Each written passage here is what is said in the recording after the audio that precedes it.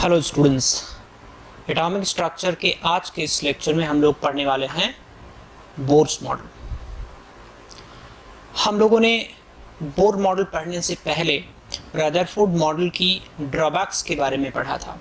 क्या पढ़ा था कि रदरफोर्ड एटॉमिक मॉडल के अनुसार न्यूक्लियस के चारों तरफ रिवॉल्व करता हुआ इलेक्ट्रॉन हमेशा एनर्जी का एमिशन करेगा तो करते करते वो फाइनली न्यूक्लियस में गिर जाएगा। एंड इलेक्ट्रॉन का न्यूक्लियस में गिरना बहुत अशुभ माना जाता है। मतलब ये हुआ कि इलेक्ट्रॉन का न्यूक्लियस में गिरना मतलब एटम का खत्म हो जाना, और एटम खत्म नहीं हो सकता। Atom can not be created, can not be destroyed. तो this was the biggest drawback. And apart from this, spectrum के बारे में नहीं बता पाया था रदरफोर्ड्स मॉडल। उन चीज़ों को कंसिडर करते हुए बोर ने बहुत सारे इंपॉर्टेंट पॉइंट यहाँ पे बताए, जिसके बेसिस पे हम लोगों को बहुत सारी इंपॉर्टेंट इंफॉर्मेशंस निकल के सामने आए। तो चलिए डिस्कस करते हैं इनके मेन पॉइंट्स। पहली बात तो ये है, Bohr's atomic model was applicable only for a single electron system, यानी उन्हीं स्पेसीज के लिए एप्लीकेबल है जिसमें सिर्फ एक इलेक्ट्रॉन होता है। मल्टी इलेक्ट्रॉन सिस्टम के लिए बोर्स मॉडल एप्लीकेबल नहीं होता। बोर्स मॉडल के जो 4-5 इंपॉर्टेंट पॉइंट थे जिनको इम्प्रूव करके रदरफोर्ड मॉडल के ऊपर उन्होंने दिया था, उसकी बात करते हैं। तो पहला पॉइंट था, around an electron revolve around the nucleus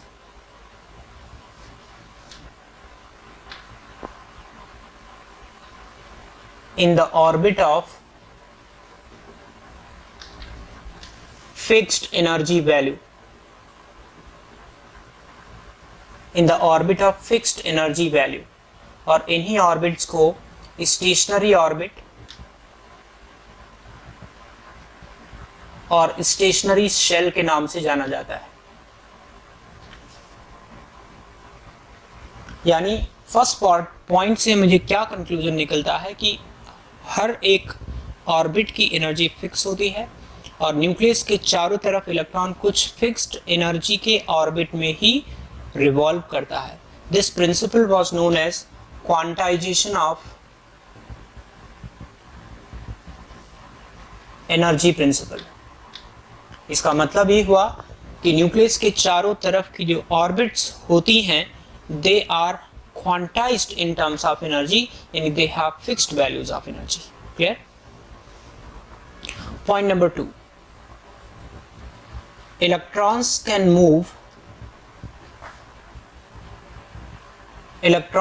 revolve in the orbits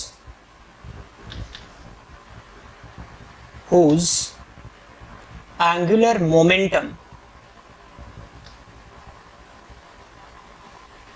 is in the integral multiple of h upon 2 pi। हालांकि इस पॉइंट का बोर के पास कोई बड़ा एक्सप्लेनेशन नहीं था। उस समय जो कुछ कंसेप्ट्स डेवलप हो चुकी थी, उनके बेसिस पे उन्होंने बताया कि इलेक्ट्रॉन जिन ऑर्बिट्स में मूव करता है, उन ऑर्बिट्स का एंगुलर मोमेंटम h अपॉन 2 पाई के इंटीग्रल मल्टीपल में होता है। तो जो ऑर्बिटल एंगुलर मोमेंटम हुआ, इस ऑर्बिटल एंगुलर मोमेंटम को हम लोग L से रिप्रेजेंट करते हैं। ये फिजिक्स का एक वेल नोन टर्म है। इसको MVR के नाम से, MVR के फार्मूला से लिखते हैं। This is going to be h upon 2 pi, NH upon 2 pi, where n is equal to 1 2 3 4 5 and so on, and this 1 2 3 4 5 represent K L M N, यानी first shell, second shell, third shell, fourth shell and so on। M यहाँ पे mass है, mass of electron. M is mass of electron, V velocity of electron, and R is the radius of circular orbit। ठीक है, तो this principle was commonly termed as principle of quantization of angular momentum।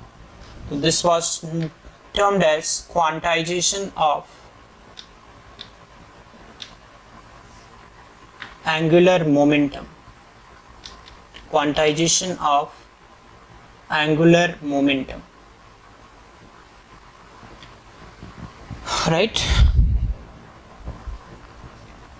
तो ये दो point हो गए। पहला quantization of energy, her orbit की एनर्जी क्वांटाइज्ड होती है। दूसरा, हर ऑर्बिट का एंगुलर मोमेंटम क्वांटाइज्ड होता है, यानी इलेक्ट्रॉन उन्हीं ऑर्बिट्स में मूव करता है जिसका एंगुलर मोमेंटम h/2π के इंटीग्रल मल्टीपल में होता है। h वही है प्लांक्स कांस्टेंट जो हमने पीछे कहीं पढ़ा है। थर्ड पॉइंट में क्या बताया गया कि जो ऑर्बिटल मोशन है इलेक्ट्रॉन का, यानी जो सर्कुलर मोशन है इलेक्ट्रॉन का, हमेशा किसी ऑब्जेक्ट के सर्कुलर मोशन के लिए एक फोर्स की जरूरत पड़ती है जिसे सेंट्रीपिटल फोर्स के नाम से जानते हैं। तो इलेक्ट्रॉन जब सर्कुलर मोशन में होगा तो उसको भी सेंट्रीपिटल फोर्स की जरूरत पड़ेगी। इनफैक्ट सेंट्रीपिटल फोर्स कोई नया टाइप ऑफ फोर्स नहीं है, जो नेचर में एग्जिस्ट करने वाले फोर्सेस होते हैं वही सेंट्रीपिटल फोर्स का काम करते हैं। तो इलेक्ट्रॉन और न्यूक्लियस के बीच में जो फोर्स ऑफ अट्रैक्शन होता है वो खुद एक सेंट्रीपिटल फोर्स का काम करता है। तो थर्ड पॉइंट यही था कि the centripetal force required for orbital यानी circular motion of electron is given by the force of attraction between electron and nucleus. तो थर्ड पॉइंट कैसे लिखेंगे? द सेंट्रीपिटल फोर्स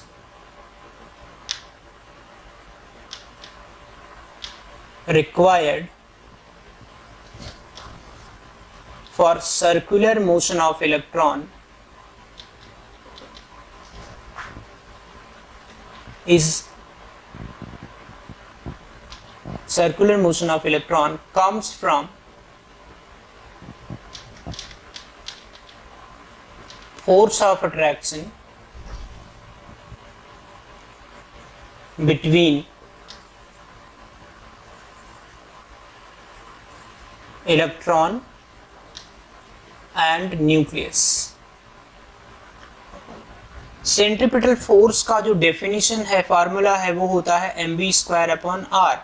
एंड क्या आप बता सकते हैं मुझे कि इलेक्ट्रॉन और न्यूक्लियस के बीच में जो फोर्स ऑफ अट्रैक्शन लगेगा उसको कैसे लिखेंगे? If you can recall from Coulomb's law, it will be written as k into Ze into E, k q1 q2।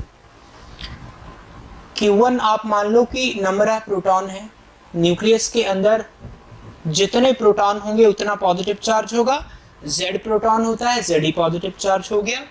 And बाहर सिर्फ एक इलेक्ट्रॉन है, इसलिए जो Q2 का वैल्यू है वो E के बराबर हो गया, डिवाइडेड बाई r², या फिर इसको सिंपली ऐसे लिख लो kZe²/r²। तो ये फिर से वही है, mass of electron, m is mass of electron, v is velocity of electron and r is the radius of orbit। ठीक है, यानी इलेक्ट्रॉन के ऑर्बिटल मोशन के लिए, सर्कुलर मोशन के लिए रिक्वायर्ड जो फोर्स है वो फोर्स ऑफ अट्रैक्शन से आ जाता है।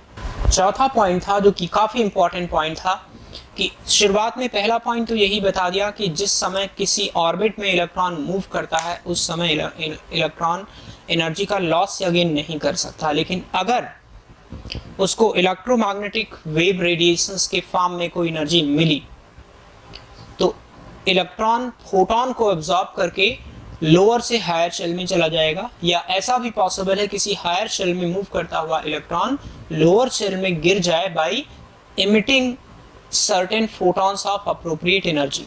यानी कि जब भी कभी इलेक्ट्रॉन एनर्जी एब्जॉर्ब करता है या इमिट करता है तो ऑर्बिट का चेंज हो जाता है, लोअर से हायर ऑर्बिट में जंप करेगा अगर वो फोटोन एब्जॉर्ब करेगा, एंड हायर से लोअर ऑर्बिट में गिरेगा अगर वो फोटोन इमिट करेगा। तो यही पॉइंट है चौथा, when an electron absorbs or emit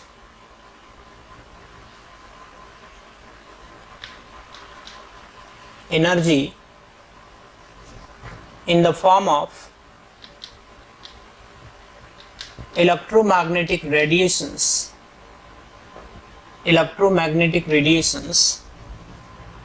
it either falls to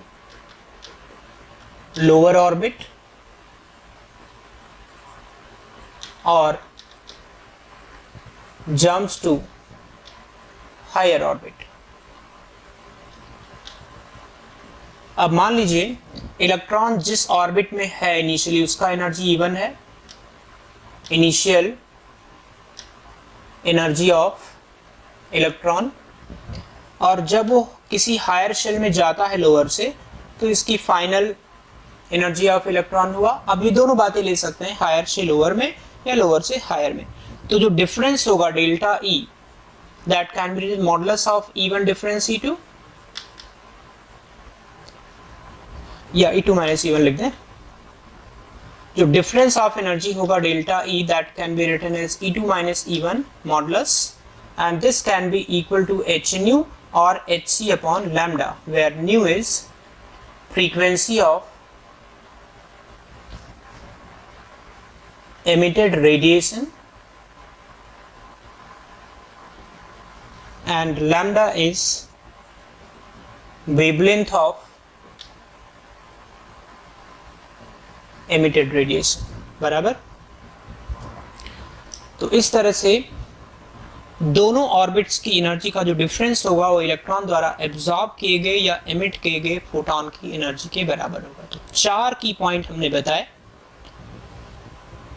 पहला की पॉइंट क्या था? क्वांटाइजेशन ऑफ एनर्जी, यानी किसी फिक्स्ड ऑर्बिट में घूमते हुए इलेक्ट्रॉन की एनर्जी फिक्स होती है। दूसरा, क्वांटाइजेशन ऑफ एंगुलर मोमेंटम, यानी किसी ऑर्बिट में घूमते हुए इलेक्ट्रॉन का एंगुलर मोमेंटम भी क्वांटाइज्ड होता है और उसकी वैल्यू h/2π के इंटीग्रल मल्टीपल में होती है। मतलब फर्स्ट ऑर्बिट में हुआ तो 1h/2π, सेकेंड ऑर्बिट में हुआ 2h/2π, थर्ड ऑर्बिट में हुआ 3h/2π, and so on. And the next point was the centripetal force. Centripetal force is a force required for circular motion of any object. So that centripetal force required for circular motion of electron is provided by the force of attraction between electron and nucleus. Electron और nucleus के बीच में जो force of attraction लगता है वही centripetal force का काम करता है, जो कि रिक्वायर्ड है इलेक्ट्रॉन के लिए, इलेक्ट्रॉन के प्लानिटरी मोशन के लिए। ठीक है। And the fourth point was कि जब भी कभी एक ऑर्बिट में घूमता हुआ इलेक्ट्रॉन एनर्जी का एब्जॉर्प्शन या इमिशन करता है तो हमेशा वो एक ऑर्बिट से दूसरे ऑर्बिट में शिफ्ट हो जाता है, और शिफ्ट होने में जो दोनों ऑर्बिट्स की एनर्जी का डिफरेंस है वो रेडिएशन की एनर्जी के बराबर, यानी फोटॉन की एनर्जी के बराबर होता है। So these are 4 key points of Bohr's model. Now with the help of Bohr's model we are going to calculate energy of electron, radius of electron, velocity of electron, even time period of electron while moving in an orbit. तो ये सारी चीजें हम लोग calculate करने वाले हैं। ठीक, calculation of radius, velocity, time period and energy of electron in a particular orbit. चलिए सबसे पहले रेडियस की कैलकुलेशन करते हैं। अब रेडियस की कैलकुलेशन करने के लिए हम यहाँ पे 2 इंपॉर्टेंट की पॉइंट का उपयोग करेंगे जो हमने बोर्स मॉडल में बताया था। तो जैसे एक की पॉइंट था कि जो एंगुलर मोमेंटम होता है वो nh/2π है, यहाँ पे n ऑर्बिट नंबर है। यहाँ से मैं वेलोसिटी निकाल सकता हूँ nh/2π mr, इक्वेशन 1। एक दूसरी बात और हमने पढ़ी थी कि centripetal force is equal to force of attraction between nucleus and electron. तो यहां मैं लिख सकता हूं mv²/r is equal to k Ze²/r²। ठीक है। अब जो वेलोसिटी है उसका स्क्वायर यहां मैं डालूंगा तो मुझे क्या मिलेगा, m into nh/2π mr whole square upon r is equal to k Ze²/r²। तो ये आपका हो जाएगा m/r into n²h² upon 4π m²r² is equal to k Ze²/r²।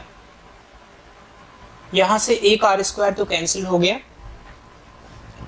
तो अगर मैं r लिखूं तो क्या आ जाएगा, r इज इक्वल टू, एक m भी यहां से कैंसिल हो गया, तो n square h square upon 4 pi square, 4 pi square m into K Z E square,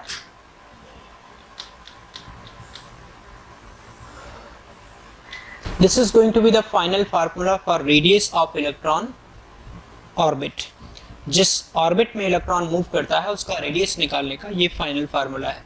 अब इसके अंदर आपको पता है कि n और z को छोड़ के बाकी सारी चीजें कांस्टेंट हैं। लाइक आपको पता है कि h की वैल्यू है 6.626 into 10⁻⁻34 joule second, and pi 3.14 है, 3.14, m की वैल्यू 9.1 इंटू 10⁻31 kg, और k का वैल्यू 9 इंटू 10⁻9 और e का वैल्यू 1.6 इंटू 10⁻19 कूलम। यदि आप ये सारी वैल्यूज उठा के डाल दो तो आपको क्या मिलेगा, r is equal to 0.529 into n square upon z, 0.529 n square upon z। यहाँ पे n और z के अलावा बाकी सारी चीजें कांस्टेंट थी, इसलिए सीधे मैंने सबको सब्स्टिट्यूट करके आपको आसान सा फॉर्मूला निकाल के दे दिया क्योंकि ये सब चीज तो हर एक एटम के लिए, हर एक आयन के लिए फिक्स रहेगा। जो चेंज होगा वो n ऑर्बिट नंबर और z चेंज होगा, उसके हिसाब से आप अलग अलग सिंगल इलेक्ट्रॉन सिस्टम के इलेक्ट्रॉन की रेडियस, आई मीन इलेक्ट्रॉन के ऑर्बिट की रेडियस निकाल सकते हो। तो दिस इंडिकेट्स कि radius of n orbit is directly proportional to n square and inversely proportional to z। What does it mean? जैसे जैसे n बढ़ेगा, ऑर्बिट का नंबर बढ़ेगा, रेडियस बढ़ेगा, ऑब्वियस सी बात है। First orbit of electron is closest to the nucleus, तो फर्स्ट ऑर्बिट क्लोजेस्ट है, रेडियस कम होगी। सेकेंड ऑर्बिट हायर है, मतलब आगे जाके मिलेगा, तो उसका रेडियस अधिक होगा। z के इनवर्सली प्रोपोर्शनल है, just think about it. z के इनवर्सली प्रोपोर्शनल होने का मतलब क्या है? जितना ज्यादा एटॉमिक नंबर होगा न्यूक्लियस में, उतना ज्यादा प्रोटॉन होगा, यानी उतना ज्यादा पॉजिटिव चार्ज होगा, और जितना ज्यादा पॉजिटिव चार्ज होगा न्यूक्लियस इलेक्ट्रॉन को उतना अपनी तरफ पुल करेगा, यानी कि न्यूक्लियस के पास आ जाएगा इलेक्ट्रॉन। तो क्या आप समझ सकते हैं रेडियस कम हो गई, रेडियस कम हो गई। तो z का वैल्यू जैसे जैसे बढ़ेगा, यानी कि न्यूक्लियस के अंदर जितने ज्यादा प्रोटॉन होंगे उतना कम हो जाएगा किसी पर्टिकुलर सिंगल इलेक्ट्रॉन सिस्टम का रेडियस। ठीक है, for example if I need to compare r1 ऑफ h is to r1 of He plus 2, He plus is to r1 of lithium plus 2। अब क्योंकि सबके लिए मैंने r1 यूज किया है तो n का वैल्यू कॉमन हो गए, सेम हो गए, that means radius is inversely proportional to z। जिसका z अधिक होगा, जिसका z अधिक होगा उसका रेडियस छोटा होगा। क्योंकि मुझे रेशियो निकालना है, I can write it like this, 1/1 is to 1/2। z का वैल्यू हीलियम के लिए 2 होता है, is to 1/3। तो क्या फार्मूला आ जाएगा, 6:3:2। This is going to be the ratio of first orbit का radius for hydrogen, helium plus and lithium plus 2। एक छोटा सा थ्योरेटिकल क्वेश्चन और करते हैं रेडियस पे based. Calculate the following ratio. Ratio है radius of first orbit of hydrogen is to radius of second orbit of helium plus is to radius of third orbit of, let's say, beryllium plus 4। this time I have taken beryllium plus 3। तो देखो, क्योंकि मुझे पता है कि radius is inversely proportional to n square upon z, this time I will be putting n square upon z। तो hydrogen के लिए n का वैल्यू 1 है, 1 square upon z is 2। Helium के लिए n का वैल्यू 2 है, 2 स्क्वायर अपॉन z, यानी कि z का वैल्यू 2 है, इज 2। बेरिलियम के लिए n का वैल्यू 3 है, तो 3 स्क्वायर अपॉन बेरिलियम का एटॉमिक नंबर 4 है। तो ये 3 square upon 1 square upon 2, 2 square upon 2 and 3 square upon 4। इसको मैं सिंप्लीफाई करने की कोशिश करूं, 1:2 9 डिवाइडेड बाई 4, 4 से मल्टीप्लाई कर दीजिए, 4:8:9। This is going to be the final ratio of radii of different orbits of these three single electron species। तो इसी के साथ आज का लेक्चर समाप्त। नेक्स्ट लेक्चर में हम लोग टाइम पीरियड का कैलकुलेशन और एनर्जी का कैलकुलेशन सीखेंगे। ठीक है, उम्मीद है आपको लेक्चर्स सुनने में मजा आया होगा। अगर आप लेक्चर्स समझ गए हैं तो लाइक करना मत भूलिए। अगर नहीं समझे हैं तो अपने डाउट्स कमेंट बॉक्स में डाल सकते हैं। अगर आपने अभी तक सब्सक्राइब नहीं किया है तो सब्सक्राइब कीजिए और शेयर कीजिए।